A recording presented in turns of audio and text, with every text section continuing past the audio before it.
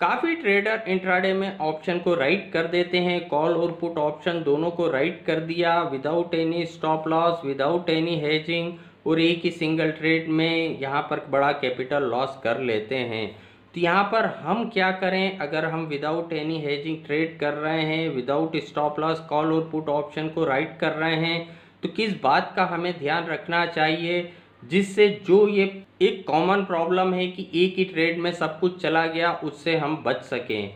अगर हम यहाँ कॉल और पुट ऑप्शन को राइट करके ट्रेड कर रहे हैं इंट्राडे में, तो यहाँ पर हमें देखना चाहिए कि भाई उस ट्रेड से हम क्या एक्सपेक्ट कर रहे हैं कि भाई 40 पॉइंट का प्रीमियम लॉस होगा, 50 पॉइंट का दिन भर में प्रीमियम लॉस होगा, 50 पॉइंट का प्रीमियम लॉस होगा, तो मैं यहाँ पर बाहर हो जाऊँगा।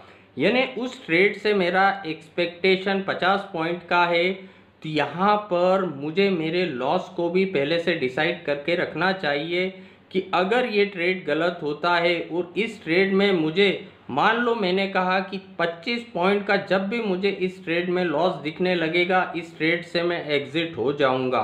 तो यहाँ पर जब भी मुझे 25 पॉइंट का लॉस दिखने लगा, उस ट्रेड में से मैं एग्जिट हो गया।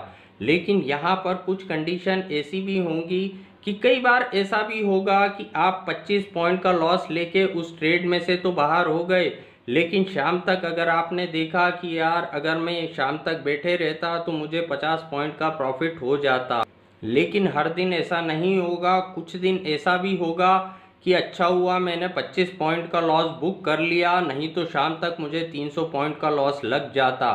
तो ये दोनों कंडीशन तो हमारे साथ होती रहेगी, उसका कोई प्रॉब्लम नहीं है। हमें यहाँ पर हमारा रिस्क और रिवॉर्ड को डिसाइड करके ट्रेड करना चाहिए कि ठीक है, मेरा इस ट्रेड से एक्सपेक्टेशन 50 पॉइंट का है, इस ट्रेड में जब भी 25 पॉइंट का मुझे लॉस लगने लगेगा, मैं यहाँ पर बाहर हो जाऊँगा।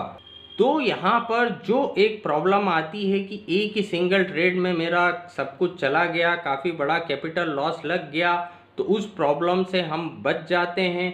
अब यहाँ पर ठीक है, ऑप्शन को कॉल और पुट दोनों को हम राइट करके काम कर रहे हैं, फेवरेबल कंडीशन है, ज़्यादातर समय प्रीमियम लॉस हो जाता है। लेकिन अगर बाय चांस वन साइडेड बड़ा मूवमेंट आ गया, तो मैंने छोटा सा लॉस बुक करा और यहाँ पर मैं बाहर हो गया। तो यहाँ पर जो भी हम लॉस का फिगर डिसाइड करें, उसे स्ट्रिक्टली फॉलो करें। जैसे ही वो लॉस का फिगर टच हो, तुरंत हमें उस पोजीशन में से बाहर निकल जाना चाहिए, ना कि 5 मिनट और देख लेता हूँ, 7 मिनट और देख लेता हूँ।